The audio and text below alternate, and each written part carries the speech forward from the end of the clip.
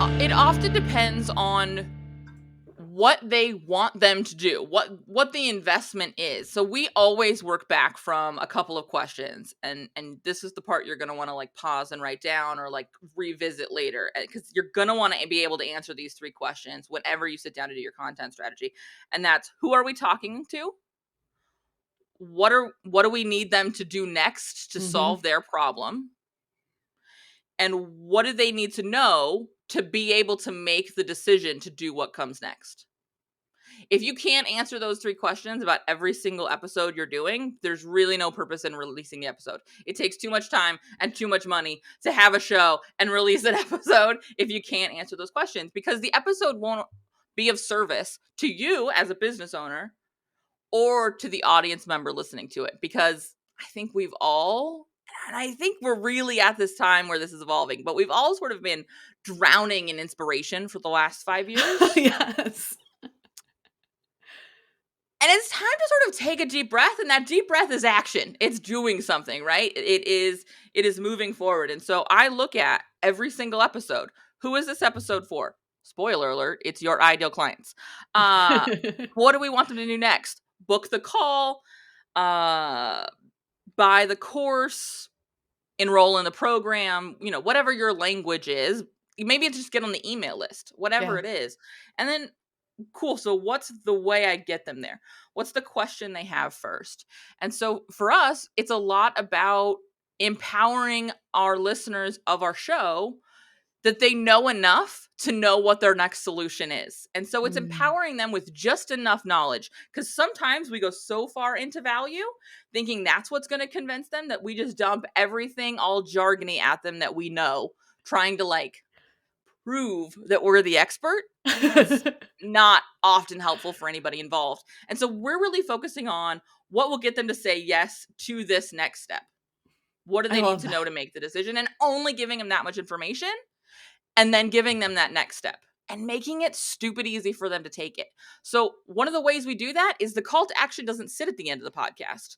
It sits closer up to the top and then is reinforced at the end, so that you're reminded that there was a next step. But also, at the beginning, you can be like, oh, yes, I knew she was going to talk about this. That's why I hit play, because I saw the title or whatever. Let me go make sure I have it, so that that email, that sales page, whatever, is on my computer, in my inbox, whatever the thing is, when I'm done listening. Or you maybe even don't get to the end of it. You're like clicking through to the show notes and getting to whatever that call to action is while you're listening to it, because you also are integrating that information into the show notes and making sure that people have it in their podcast episode description. And, really thinking through podcasting as an awareness tool and relationship building with your audience versus just, it's a form of entertainment. And I think you hit it right on the head there with the word relationship. I have a whole episode of my show called This Is Your Show, because my show doesn't belong to me. If I did a show that was for me, it would be all like Schitt's Creek's memes and I don't know, records. Like just talking about vinyl records. Like that's what it would be, whatever sort of ADHD hyper focus had taken this week. Right now it's crocheted dinosaurs, because I made a mistake and went to Barnes & Noble over the weekend. But whatever the thing I'm obsessed with, right? That would be my show. It would just be a terrible look at the inside of my brain. That's not the purpose of Uncommonly More. That's not the purpose of the show I'm hosting. It's to serve the listenership. It's to serve my business. And so I need to be making sure we're having conversations in that place. And so my episodes are really built to build a relationship with the listenership. I know I've done my job when I get on a sales call, and this happens 80% of the time, and people do one of two things. They either tell me right up front, I've already decided we just need to make sure that the flow is going to work, because we do have a pretty specific system we've built, and we put clients into our system. We do not integrate into theirs. Yeah. Because generally they don't have one. Lovingly. Or two, and this one makes me sound egotistical, but I promise it just happens, and I'm not trying to be weird, but they kind of fan out. They kind of like, I listen to you every day, or I've listened to all the podcasts, especially if I get on I've been doing this 8 years. We've done 556 episodes of our show. I'm in like episode 20, and I'm like, this is hard, man. It is. It doesn't actually, I mean, we could talk about that if you want. It gets hard just in new ways. Um like life really.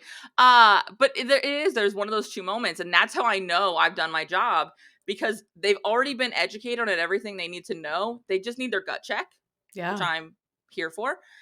Or they're like super excited to be there because we've bonded. I don't know it yet, but we've bonded. I We have know. been through some stuff. I love that feeling. It weirded me out so much the first like 10 or 15 times that it happened, where people were like, "Wow, I'm actually talking to you," you know? And to me, it's just, "Well, I'm just me. What do you mean?" But then I've had people say like, "You've been on all my walks with me. You are like, when I'm cooking dinner, I'm watching your trainings. When, I'm on the treadmill, I have you in my ears." Like, the ways that people are engaging with our content, for me, it's mostly been YouTube until this past year with the podcast. But the ways that people engage with us are intimate, and the ways that they're hearing us talk, it really does feel like we're talking to them, which is sort of the point of this. But then when you get into those one-to-one relationships, there is and I do it too, where I'm like, Stacey, I've known of you. You said you've been in business for 11 years. I've probably known of you for like 5 or 6, from when you were still in your social media days. Hmm. And so when we got on a call the first time, I was like, it's, and you like bought something from me, and I saw your name pop up. I'm like, really? Her?